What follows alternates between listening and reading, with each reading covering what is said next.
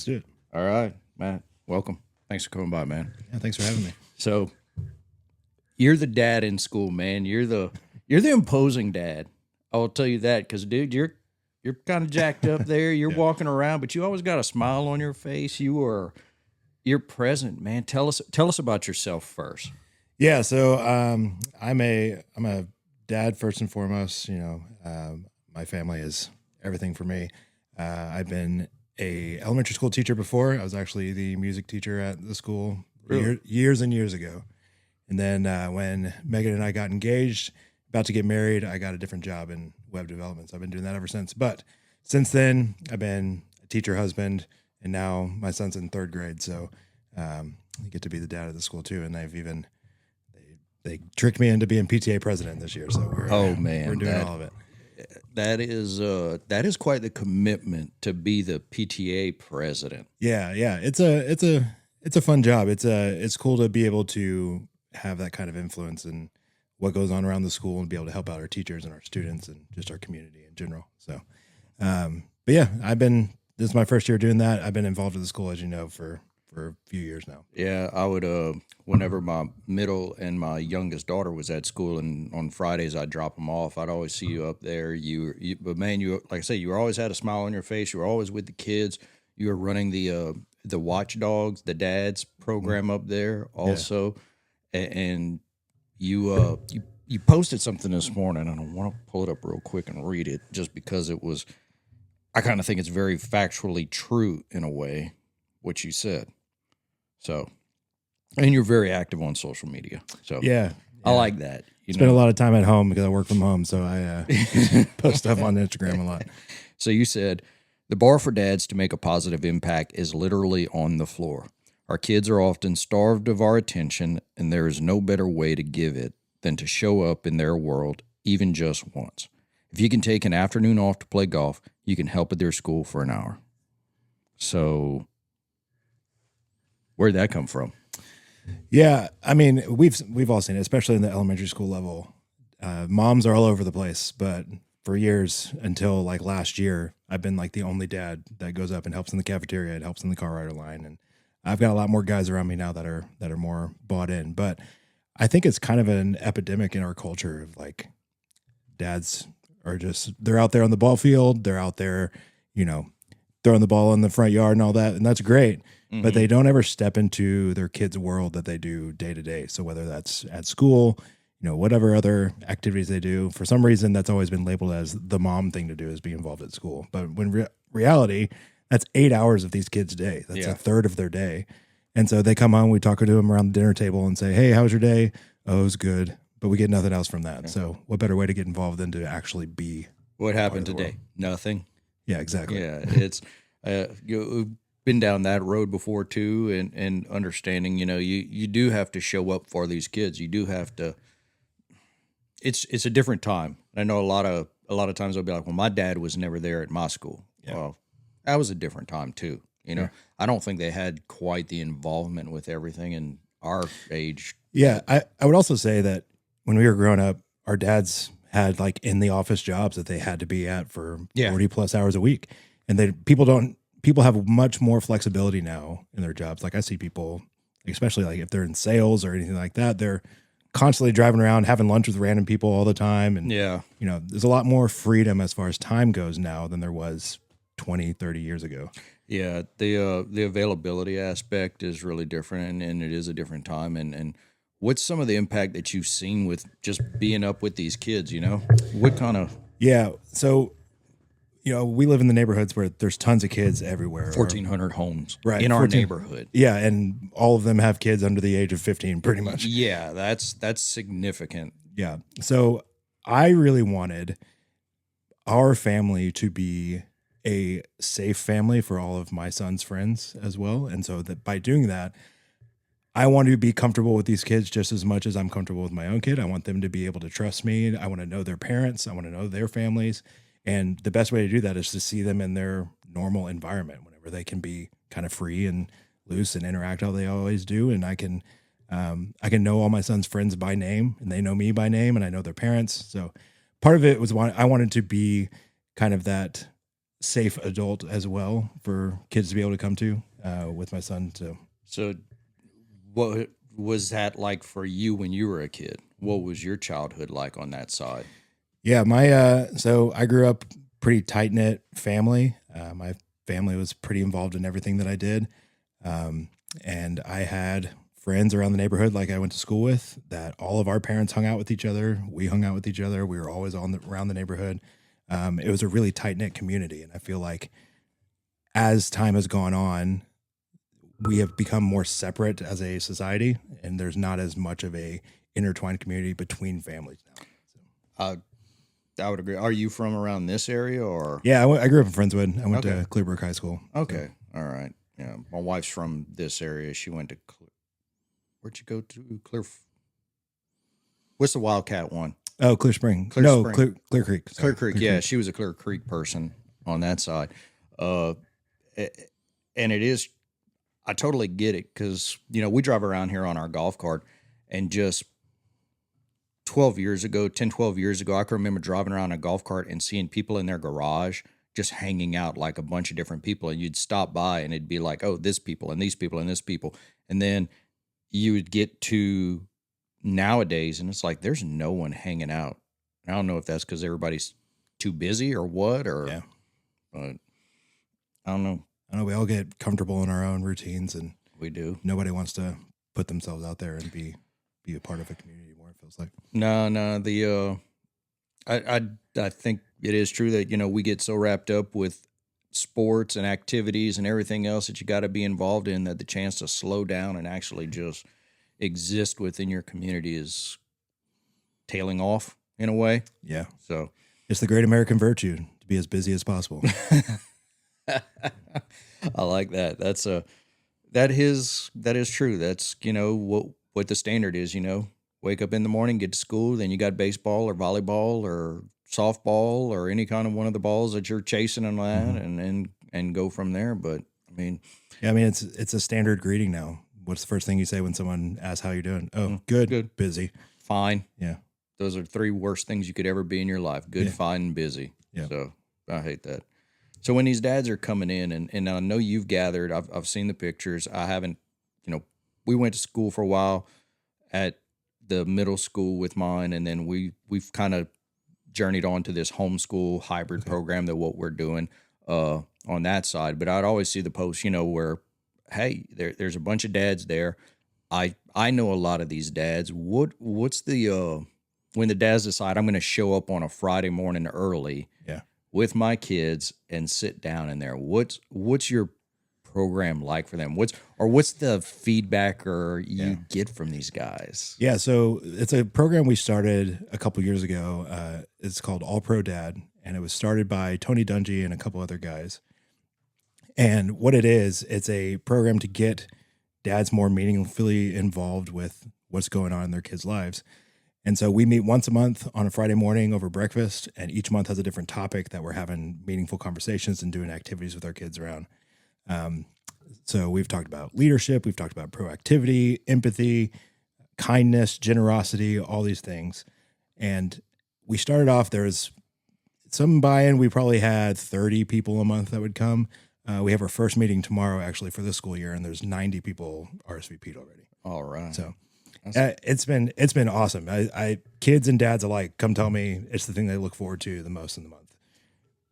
I do believe that there's a shift with dads nowadays. It's not the typical. Dads are getting way more involved, and they're being more healthy. They're being more involved. They like it's the. I don't want to say it's the trend, but I think it's a good cultural shift we're seeing to the dads wanting to be more involved and more focused with their kids and try and become a better dad, not just be involved, but like actually develop into, a better dad. Yeah, for sure. So for sure. Yeah. Oh, so you're also, man, you're a power lifter. I went scroll back, man. And I looked and I was like, oh, this dude kind of, you sized up, my man. Yeah. What prompted that? How'd you get into it? So going back to the beginning, as a kid, I was a terrible athlete as a kid. I played right field, batted in the 9 hole, struck out every time. The only way I got on base is if I walked, right? I was that way all the way through high school, got to college, and I was a band kid. So I was, typical nerd. What was your group. instrument? I was a percussionist. So Okay. I was on the drum line. And then my degree's in music education. I was a percussionist in college as well. So about halfway through college, a friend of mine that I grew up with that I've known since we were babies, he was always been super in shape. He's always been the athlete. We ended up rooming together, and he said, all right, we're going to start going to the gym. We're going to start doing this. I'm going to teach you how to eat right. And so over the course of 2011, from January of that year until December of that year, I lost 100 pounds. Wow. And so I got really lean. And then from there, I started running a little bit, and I was like, maybe I'm a runner. I'll do this for a while. Ran a full marathon, and I got done with that, and I told my parents, I'm never doing this again. It's the worst thing I've ever done. I've got my own marathon training saga that did not end well at all. Yeah, over the course of 6 months, I ran my first 5K, 10K, half marathon, and full marathon. And I said, I'm done. You went all in. Was it Houston Marathon you did? It was, yeah. Oh, man, that was back in 2011 or 2012? Like 2013 was okay. So, man, you probably didn't have I don't know, did you have the heart rate monitor, all the information, or was it just... I had to carry my phone with me in my hand to see how far I was going. Didn't have any kind of watches or anything like that. So I had no idea how fast I was going. I was just winging it. Sometimes that's better to just, know I got to go. I got to go. I got to go. So, yeah. So then from there, I kept working out. I really liked lifting. I did that just kind of like everybody else does in the gym here and there. And then around the time my son was born in 2017, I was like, I don't know how I'm going to make it to the gym. Like, this kid is up all hours of the night. I'm not sleeping. So I started looking into it, and I built a gym in my garage. I was like, oh, this is fun. I can do my own training. I can get whatever I need. And about that time, I heard on a podcast somewhere somebody say that they were competing in a powerlifting meet. And I'd never heard of that before. So I started looking it up. It's like, oh, you're testing your max strength on squat, bench, and deadlift. I do that stuff all the time. And so it's like right in the wheelhouse. That's right. I was like, what would it look like for me to do that? So I told my wife, I remember it was around New Year's of 2018, said, I think I want to try and do this year. She's like, okay. She had no idea what that meant. I had no idea what that meant. Proud of you. Yeah, right. So I found one in this competition, this little small one over in Beaumont that I did in May of that year. And so I started training for it, wrote my own program for it, and ended up getting second place in my first competition. And I was hooked from there. So I've been competing in it ever since. That's good, man. I've never gone down the powerlifting route. I got to be honest, man.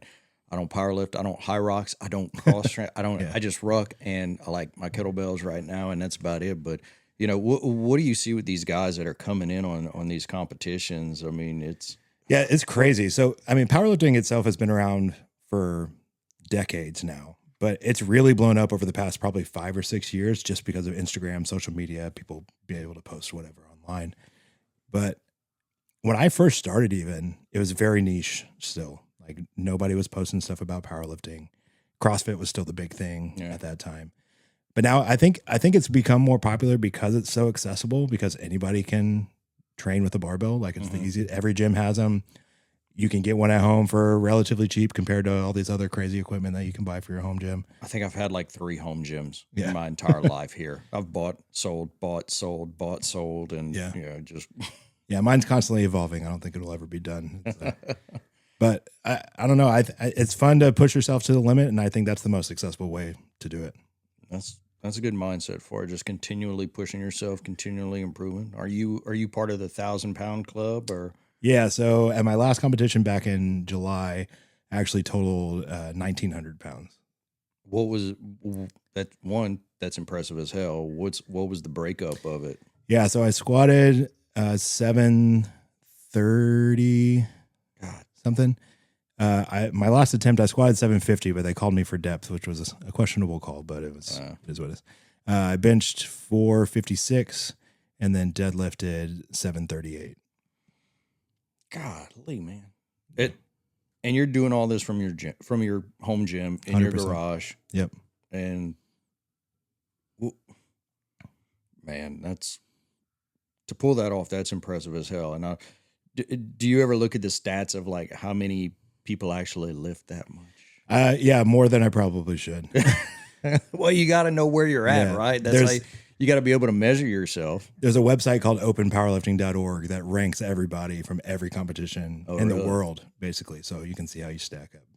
How do you feel about where you're ranked right now? I feel okay. I mean, always want to chase that next level up. Well, so I wonder if just out of pure manly curiosity and stuff like that, if we would have one of those like in this neighborhood, how do you think you would do?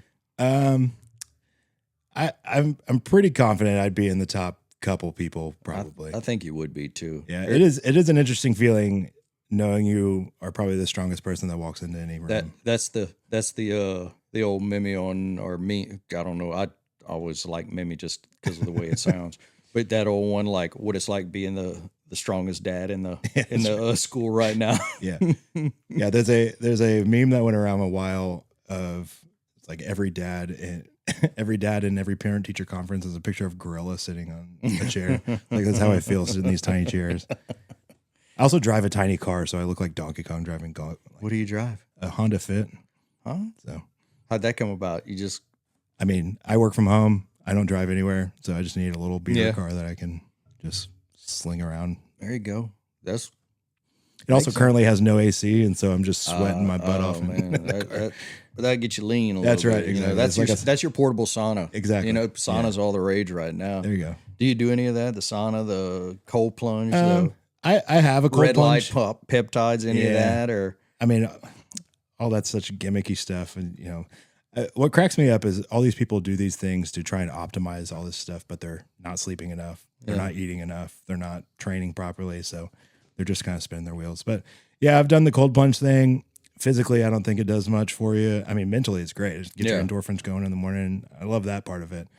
Sauna is great. But other than that, I like the sauna over cold plunge. Yeah. Because I'll get in a cold plunge and I'll do it. And afterwards, you're good and everything like that. But I just like the way a sauna afterwards, where you're just sweating. It just feels like everything came out. Yeah. It's my buddy. A while back, we were at his place, and he had gotten one from Home Depot. And he's like, "Yeah, we got to put it." I'm like, "Let's put it together." And he goes, "Well, it's going to take." I was like, "Nah, let's figure it out." And so we put it together, and it took nothing to get it done. And we cranked that thing up and just sat there. And I was like, "Man, this is good. This is like, I don't know. I think trying to get all the toxins out." So. Yeah, on that side, it's a good way to finish a workout too. It keeps your heart rate up and get you. Yeah, it is. So you're wearing the Clear Creek running shirt. Oh yeah, I'm wearing the hat. Shout out Clear Creek Run Co. Yeah, Shout there out you go, Chris. Great dude. I need to get him on here also. Yeah. So I just had coffee with him this morning. Actually. Oh yeah. Yeah. That's good. That's good. Where y'all have it at home, or where y'all go up to the shop, or where y'all? So we're both pretty big into coffee. We're coffee snobs and all that. So, oh, really? Yeah, we go to each other's houses periodically, just brew up whatever beans that we've gotten recently. This morning, though, we went over to LaPorte. There's a place called Sweet Pea Coffee. He's friends with the owner down there. Okay. So we went and hung out there for the morning. I like a good coffee shop. Whenever my wife and I travel, that's our thing. Instead of trying to find, let's go find the little coffee shop and get that. So what's your... Are you just like a black coffee, or you like a latte, or what's? No, I'm primarily black coffee. Whenever I'm brewing at home, I have all sorts of different brewing methods. I've got the French press, the V60 pour over, the AeroPress, whatever. Just whatever I'm feeling on that day. If I go to a coffee shop, I'll judge it by their Americano a lot of times because I like to taste their espresso, or a cortado, which is a smaller drink. It's half espresso, half steamed milk. It's my go-tos. Okay. So what'd y'all have this morning? I had a cortado. Chris had a iced Americano. Man, there's a guy who on one of the last rucks I did, my buddy brought him, and he's actually he's opening a coffee shop like right down the road from us. Oh, really? On the side here. And he's I think he comes, I can't remember, I'm going to mess this up a lot. Jimmy's going to kill me, but he opened the coffee shop up in our church. And then he's also opening up the roasting and the coffee shop side over here on the side too. That's so cool. that I'm kind of excited about that. Yeah, absolutely. But they funny story. you'll love this on a coffee side. I was talking with a customer one time, and they said, "Man, you want to hear something?" Yeah, tell me. He said their business really liked this one coffee, and so they would buy it like bags and bags and bags. And then something happened where the company transitioned or something in a way, and they had warehouses and things like that. And they said they went in this one warehouse one time, and it was just filled with bags of coffee, but like it was molded and everything. They're like, "What happened?" They're like, they just kept ordering it, and nobody ever knew where it went, and it just got lost in the system. And it was like, they said at one point it was probably like $250,000 worth of coffee just gone to waste. That's a shame. That's a shame. Yeah. So are you still running? Now you running now, or? I do a little bit. I got into running a little bit more last year. I was in the off season for my powerlifting stuff, and I was like, this will be a fun little challenge to hold me over until I have a next competition. So I started running last year. I laid off it while I was preparing for this other competition in July. Now I'm kind of getting back into it again, doing more. I do the ruck thing too. I've got a weighted vest to go walk, and you need to come out on Saturdays sometime. I know. I go to Clear Creek Run Co on Saturdays. I know, God, Chris. That's my problem with Chris right there. I was like, man, you're trying to gain off of mine. You know, I got my like 3 little guys, and he's got 300 like a Spartan army just out there, which is amazing to see. I say I got a problem with him, but man, that's a great problem to have right there. When you got a buddy who has started something and is chasing his passion, is creating a community around it, is getting people healthy and, moving. I mean, that's an amazing thing. Yeah, he's doing it the right way too, man. He's been all over the community. He's giving back to people. He's doing a good job. Yeah, he is. We're going to get him on, hopefully. So, Chris, this is your open invitation if you hear this, which maybe not. I don't know how many people will begin listening to this again on that side. So, and you're rocking the canes too. Oh, yeah.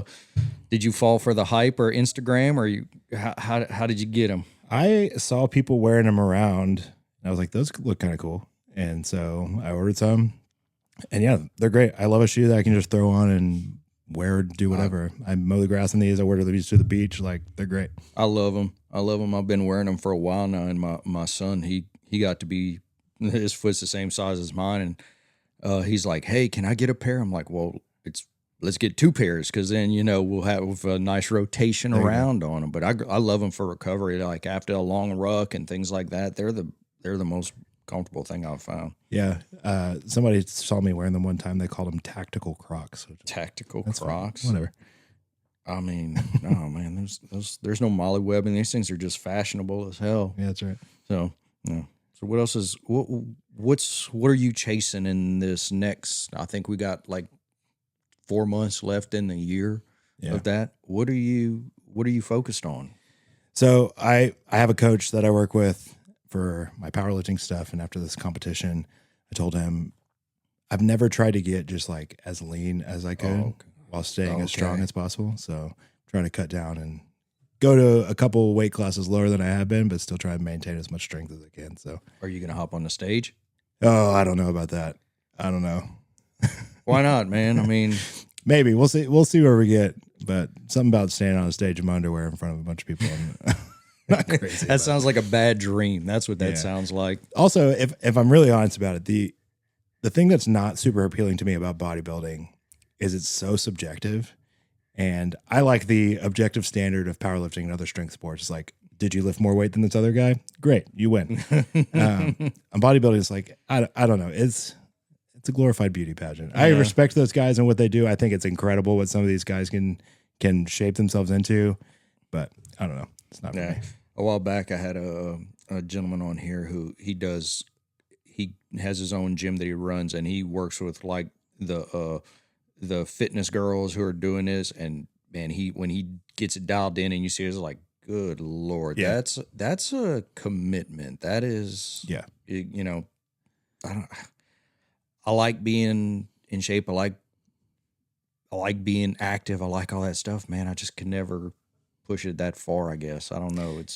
Well, it's if you want to be great at anything, especially something like that, you got to be extreme for a little while, which I think is a very valuable thing, to be able to chase the extreme for a period of time. And I respect them for doing it that way. I just take my extreme a little bit different direction. So yeah, me too.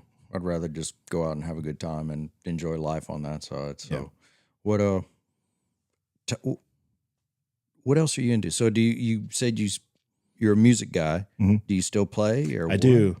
I primarily play at church. I primarily a drummer, but I also play acoustic and bass and sing and all that. So most weeks at our church, I'm on some instrument on stage. Oh yeah. Yeah. What's your favorite church song to play? Oh, I don't know. I don't know that I could pick just one. I have different favorites for different instruments for sure. Well, what's your go-to if you're guitar? Made for More is the one that I'm been into a lot recently. That one's a fun one to play. It also fits right in my vocal range too, so it's a good one to sing. I've been hearing that a lot lately. The Made for More. My son started at his new school, and that's actually the theme of their school year is Made for More. That's awesome. Yeah, it's and I've heard it a few other places, so I don't know if that's just something going on right now or what my RAS is acting up, and then that's what it is. I'm seeing it everywhere, but I don't know. Then you just say that's what you enjoy. But, Yeah, it's a good one. Yeah, and you go to Clear Creek or Clear Creek Community Church at the All right. East 96 campus. All right. How long you been there? Oh, I started going there. So my wife has been there since 2009 when she moved down to League City. And then I started going with her whenever we started dating in 2014.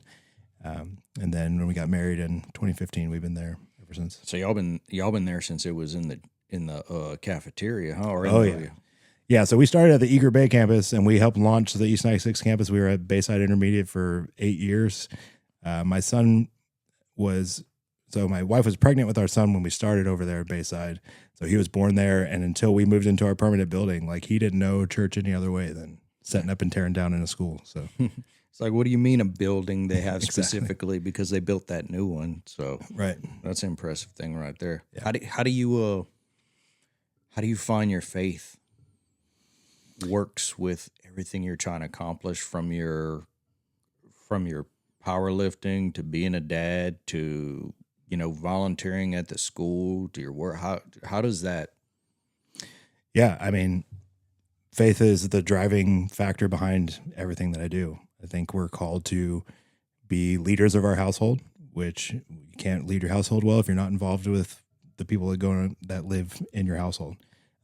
So by being involved at school, I'm able to live into all the people in our community as well, be able to make connections with other families and share the love of God with whoever I come in contact with.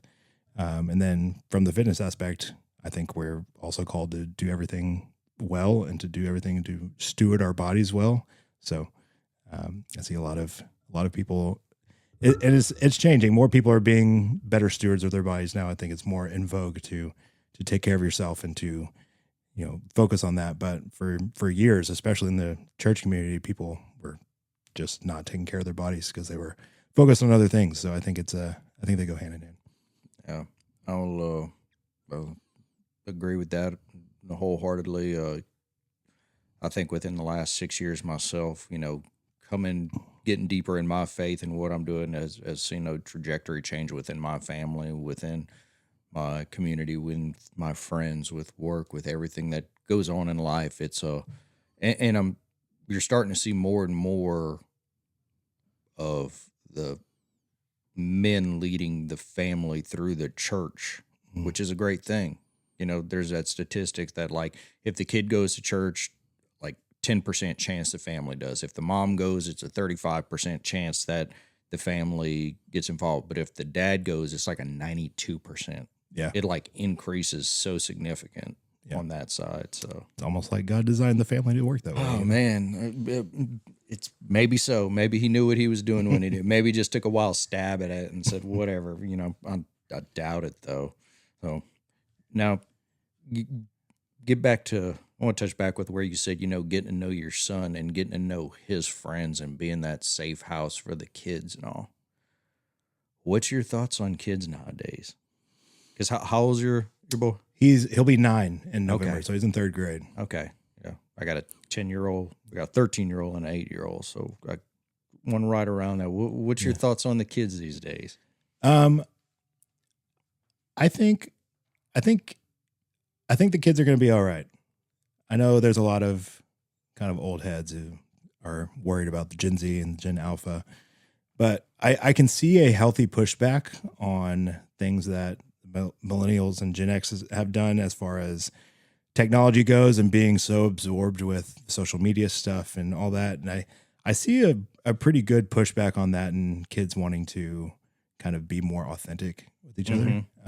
The authenticity, I think, is a big one, especially, I know I just said against social media, but when you look at these younger people posting on Instagram and TikTok and all that, the thing that goes viral is people being their authentic selves. It's not these overproduced videos of trying to make these giant productions and be a character. It's people being real. So this is what you do. And I think people are amazing in a way that you get so into something, like when you get really into something and you just want to share that. Yeah. One of my buddies, he sent me one the other day, and this guy, he's like building a house, and he's like, I'm Jim, I'm gonna build a house. And this guy just walks you through him building a house. And it's like for over a year or two now, he's just building his house. He's doing that. I mean, you can have the most mundane looking hobby, but make it interesting, I guess. People just want real people. People want real. Yeah. And I think that the kids are starting to open more up about community and everything. Cause I know myself as a parent, I see all the negative aspects of being in a silo and kind of drifting yourself apart and being isolated. So I think parents waking up to that is going to affect their kids also waking up to that. Yeah. Realizing that you can't do this from a phone. You can't do this. You need other people around. You need friends. You need your friends, families. There was another statistic that came out. The number one, like one of the top producers. I don't know. I see so many of these things that I don't know, but if it sounds good, I just kind of go with it because it believes. But it said if you want to see how good your kid will be successfully, look at your kid's friends' family and how they are. And if you don't know, then you don't know.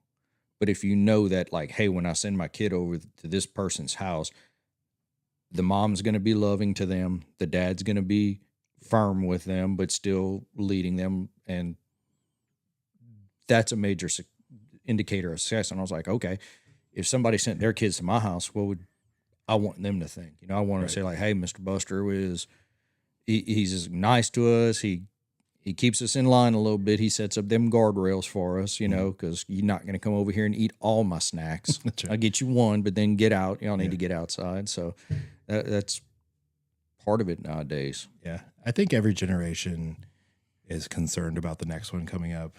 I think it's been a common theme since the beginning of time where you say, oh, this next generation, they're lazy. They don't want to work hard. They don't want to do blah, blah, blah.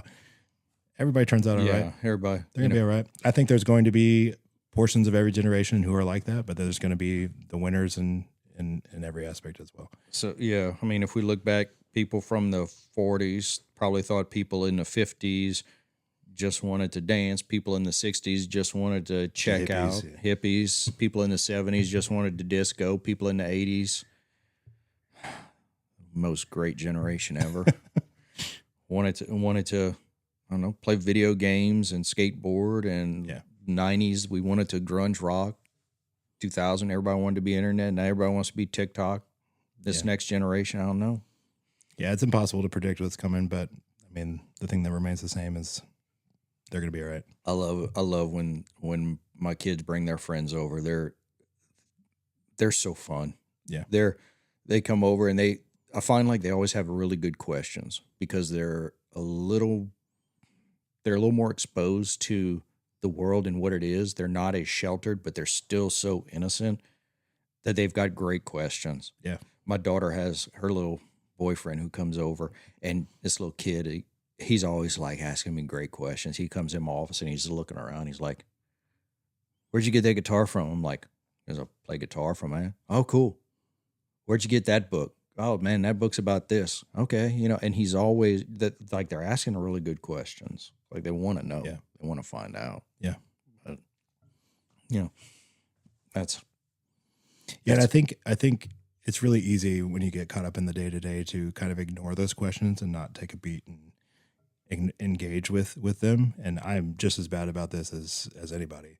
Like I'll be in the middle of working on something, my son will come in and he'll ask me all questions, wants to talk about something, and if I'm busy, it's really easy for me to brush that off. But I'm trying to be better about engaging and acknowledging the questions and having those conversations. the work from home, aspect of that. How Yeah. you posted the other day about that. What's your guardrails around that? 'Cause Yeah, I know there's a lot of people who do work from home. Time I work from home, or if I'm on the road or what. But what's your guardrails? Because I know they can go off real easily. I love my work situation. It's got a lot of flexibility. It's the only reason why I'm able to be as involved with other things that I am. But I had to learn really quickly. So I've worked remotely for about 5 years now, full time. And I had to learn really quickly, I need to figure out a way to switch from being at home to being at work, and then be able to switch off again from being at work to being at home. So I have different strategies that I do with that. Like one of the weird ones is I have to wear shoes whenever I'm working, or else I'm not going to be productive. It's just like a mental thing. If I don't have shoes on, then I'm too relaxed and I'm not going to be productive at all. The other one is I take a walk before I start work, and then at the end of the day, I'm either working out or go for a walk or something. And that's enough to signal my brain to say, okay, we're shifting gears now. We're not at work anymore. We're at home now. I didn't realize how much I relied on that 10-minute drive home from the office that I used to work in to be able to listen to the radio, listen to a podcast, shift my brain off from what I was doing into the next thing. So it took me a little while to figure out how to turn off work mode at the end of the day. But yeah, we're still figuring it out. I've had those also where, it's the 5 minutes sit in your car when you get home, or for me, it was always, I'm wearing boots and FR jeans and things like that. So I'm like, I have to go get out of this. Kind of got to put on a different uniform right when I come home. Because if I stay in that too long, then I feel like I'm still in work mode. Yeah. So I'm like, give me a minute. Let me go change. Let me get out of this, and let me go put on my next costume, for the day. So, but that's important. And I know interruptions and things like that. And that's, summertime is hard because I'm married to a teacher and have a kid who's off of school. And so everybody's in the house during the summer. And I still have my normal responsibilities I have to take care of. like, I got to go to the pool or something, or put some curtains up on this side. Yeah. That's why I did that. Yeah. I've got all sorts of stuff that I'm a lot more productive between August and May than I am from May to August. That's for sure. So you do web design or web development. Web development. What all is on the back end of that one? So right now I work for a company. We write software for home building companies. I've done some other stuff on the side, just on my own, making web applications and mobile applications for various businesses and people. But it's fun. It's not something I'm super passionate about, but it's something I'm good at. I enjoy doing it. Mm-hmm. But it's a fun challenge. It's like doing puzzles every day. So if you like to do puzzles? Oh yeah, like all the like New York Times puzzles, crossword puzzles, Wordle, all that stuff. I'm all about it. Like jigsaw puzzles, or is it got to be like a word puzzle or something? I like a word, but something you can figure out, like a problem to solve. Okay, all right. Yeah, we've kind of gotten into puzzles, like actual putting pieces together. Yeah. And this happened a while back. We were in Galveston and we're working on a puzzle, and it just consumed me. It was like 3 a.m. I'm up working on a puzzle. I'm like, this is different in life. So that's how you know you're getting older. Yeah. But I like it a lot, It's a little more steady. Yeah. Doesn't hurt as much in the morning. Yeah, that's right. No. So if you weren't doing web development, if you weren't working at your kid's school, what's that? I would be doing this, man. This is what's that? A job? Nah, because you wouldn't get paid for it. Okay. I have questions I like to ask people just to kind of get to know them a little better. So like if money wasn't an object, everybody's like, well, do I have a, no. This is just, you wake up tomorrow and you're doing this. What would it be? That like, it fulfills me. It gives me meaning. I can contribute. I can, it's. I don't know that I could pick just one thing. I love playing music. That's always going to be a huge thing for me. I love anything fitness related. I love working out. I love talking to people about that. I love going to different gyms and seeing like all that and talking to other people about building home gyms. I can nerd out on that stuff for a long time. The home gym consultant, or That would be awesome. so what's in your home gym? So we have a 2.5 car garage. So I take up about a third of that. It's actually a decent amount of space. It's probably 600 square feet, but I have my power rack. I've got all my barbells. I've got adjustable dumbbells, a bench, a deadlift platform that I've built in there as well. And then I've got a lat pull down tower with a row cable at the bottom. So it's pretty bare bones, but it does everything that I need it to. What do you want to add to it?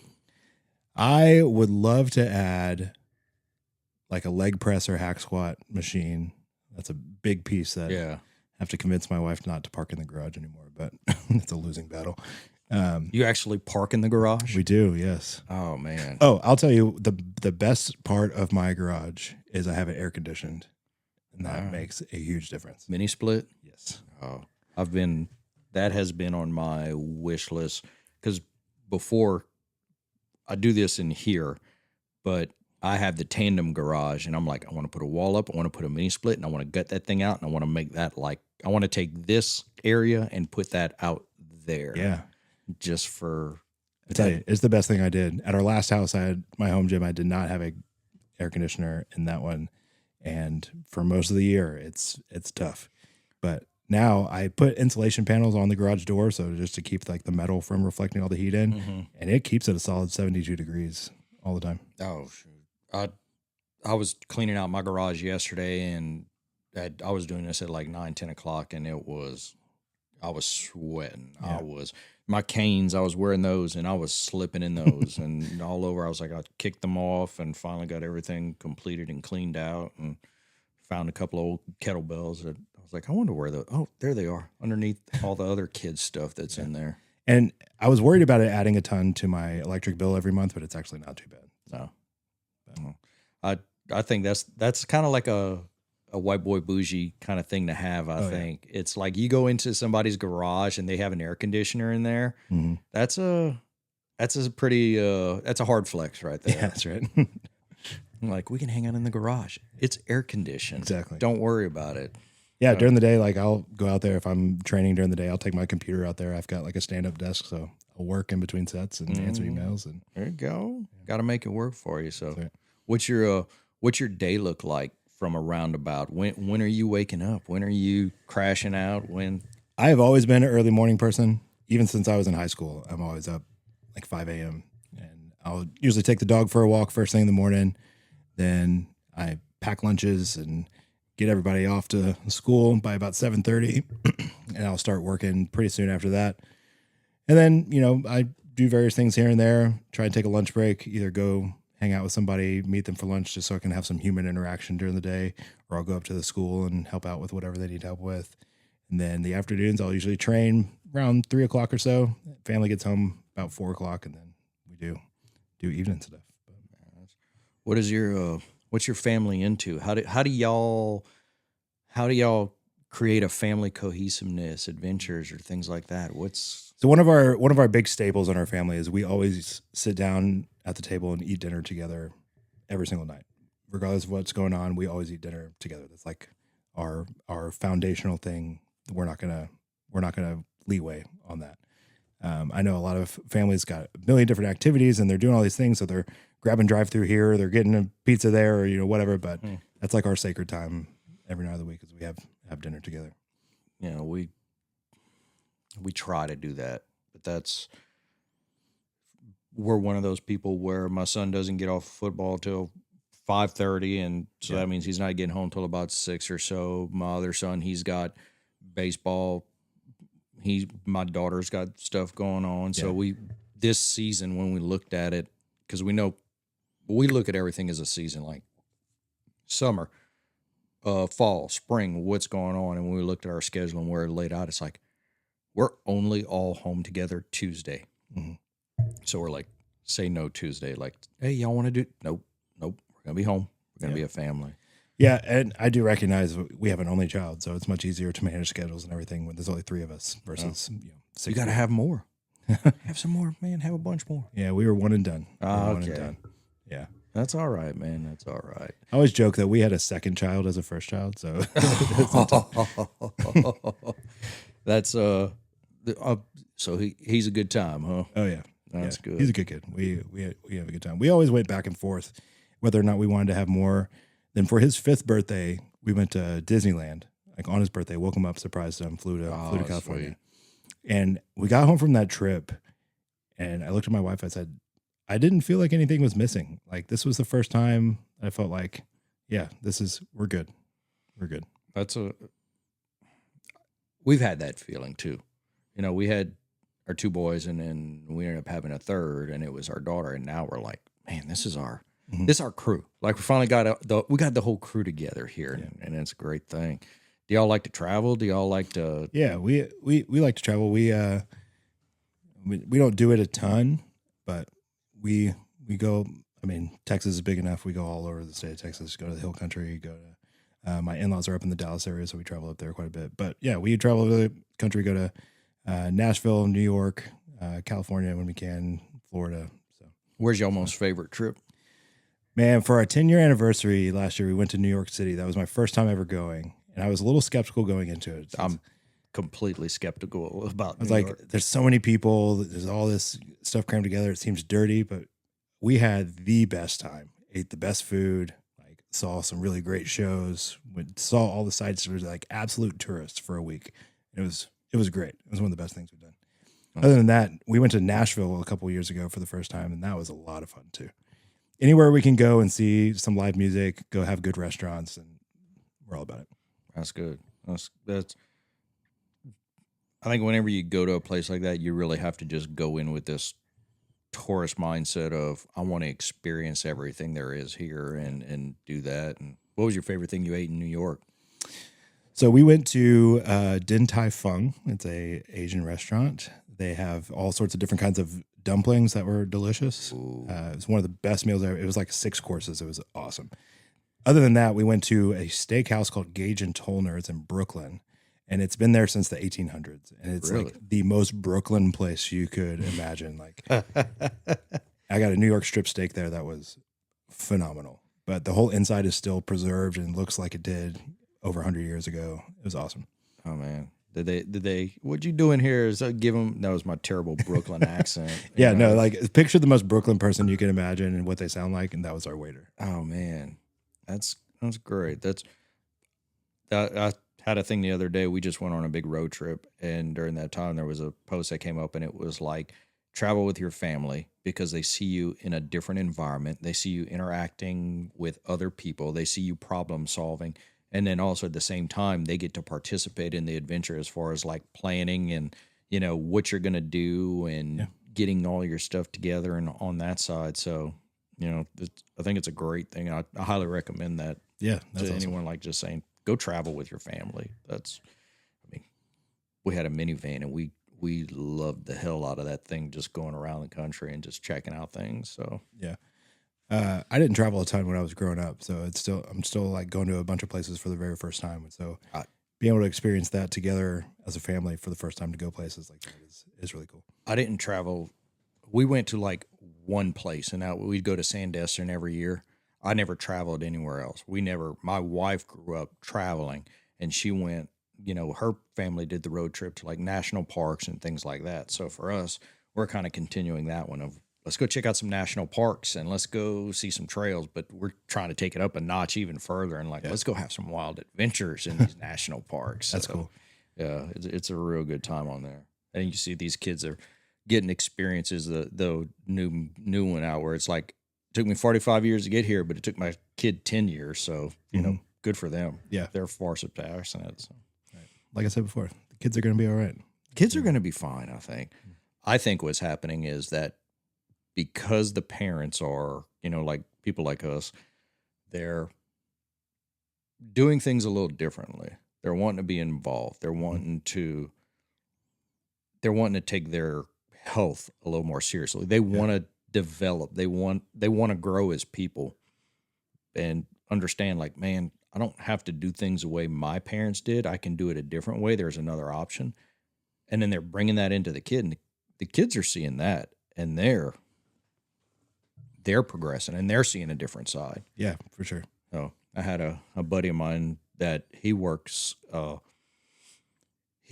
the beverage industry, and he was telling me like the amount of non-alcoholic and lifestyle brands like energy drinks or adaptogens and things like that has gone from like 1% to like 35%, which is ridiculous for the amount of people who are like, they're not drinking anymore. People are not.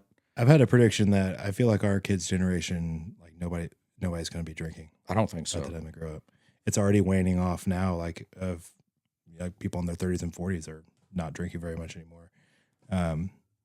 So I could see our kids' generation just completely leaving it behind. Yeah. I had another buddy of mine that he works in the food and beverage. They were saying that they saw a 400% increase in revenue in non-alcoholics and mocktails and things like that. Interesting. So, and for him, it's in the entertainment industry. So it's like hotels and different venues and things like that, where it's like you would go and typically, and they're like, no, we're seeing way more. But I don't know, maybe it's social media showing everybody that, you can do things differently. You can get a little more mature about things. I don't know what it is, but I like it. I like these kids. These kids are going to have a good shot at a lot of what's going on, as long as AI doesn't come along and like wipe out all of us. Yeah. Just got to adapt to it like we've got everything else. I don't think that's going to happen either. I don't know. Like I use AI every day for my job pretty much. And I mean, it's gotten better, but it's going to be another tool like we've adapted anything else. Yeah. I remember when LimeWire came out, and it's like, it's going to kill the music industry. No, it didn't. Killed our computers. But yeah. Well, that's because you were trying to download, Cisco's thong song from that. And next thing you know, your whole computer's infected by, no .mp3.exe file ever played a song. That's right. But what did we know? We were all learned that the hard way. And MySpace is coming back. I saw that. That's a little worrisome. They're gonna bring back the top 8. You're gonna have to choose your 8 favorite friends. Well, do you remember? I don't know. How old are you? 35. Okay. I don't know if you remember, like you can have top 4, top 8, top 16. This was like in the house when you had the quick dial, it's like, why'd you take mom out from grandma out from number 1? Right. She made me mad. I put Billy up there. Billy's my boy. Maybe we need that back. We need to put some people in their place. I like it. I know. If it came out and I was thinking about it, it's like no algorithm, straight up feed, straight up like custom coding, make yours, pick your song. Yep. I miss that. Like, man, somebody would change their song, and if it was something a little heartbreaking, an update, don't want to talk about it. Yeah, that's right. They don't want to. It's complicated. That was the best setting you ever. That it is just another tool to communicate and a fun thing. What's your social media platform of choice? I like Instagram. I like Instagram too. I'm trying TikTok because I'm in this season right now where it's like, man, I like to create. Yeah. I love to produce. I think we are all meant to create in some form of a way. Yeah. I've got files and files of videos and pictures and adventures we've taken and things we've done that I was like, man, I want to show people that, you can go out there and throw your kids in a van and road trip for 2 weeks, or you can take a weekend and go have an awesome adventure.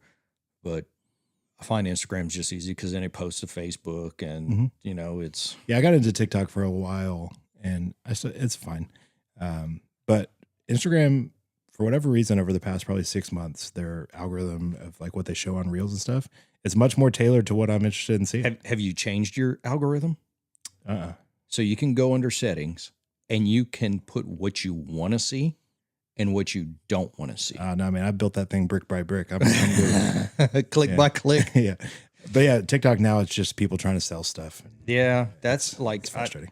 And I don't get like when you get on it and it's like, oh, people you're following versus your friend. I'm like, well, just show me one.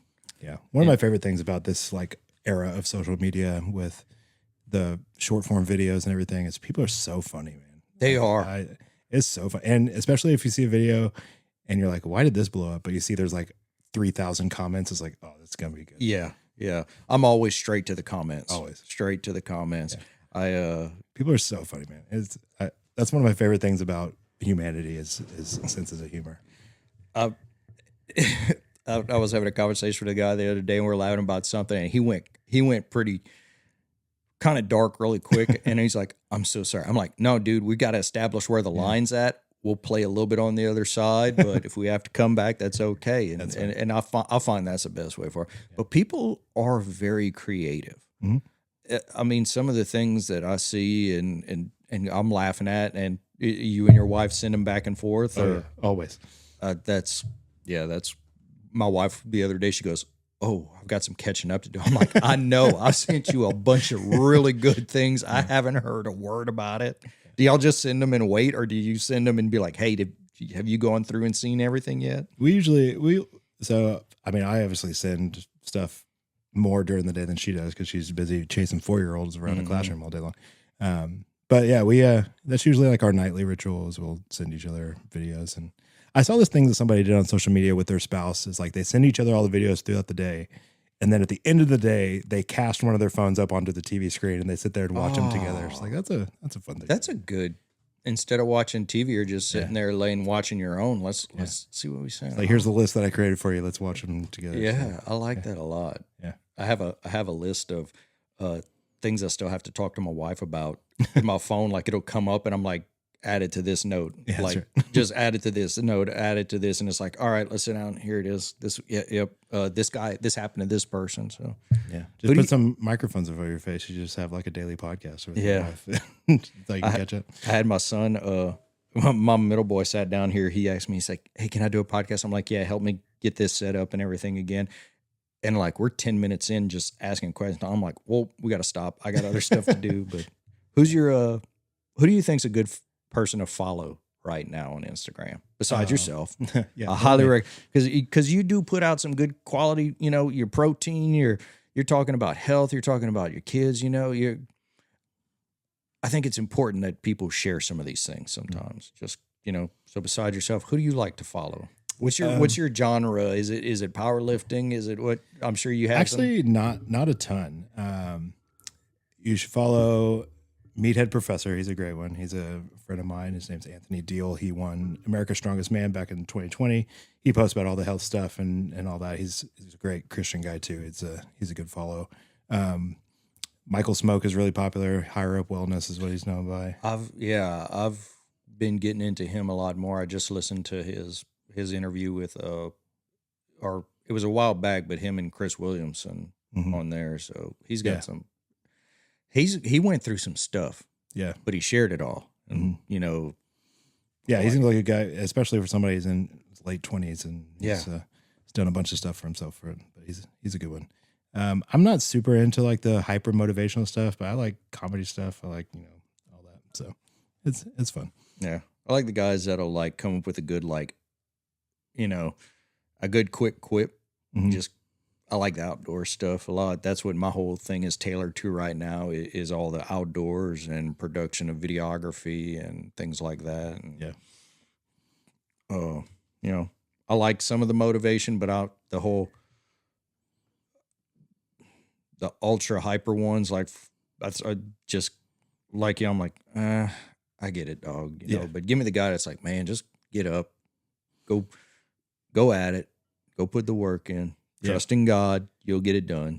Yeah, I'm generally turned off by people who take themselves too seriously. Yeah, I try not to take myself too seriously. I'm the first one to make fun of myself all the time. But so all these people who like, you got to get up at such and such time and do all these things. You got to do this every day, or else you're falling behind. It's like, come on, man. No, you're not. Come on, man. I like the challenge of, you got to wake up at 5. You got to drink water, then you got to work out, and then you got to meditate, and then you got to do that, which I've done. Yeah.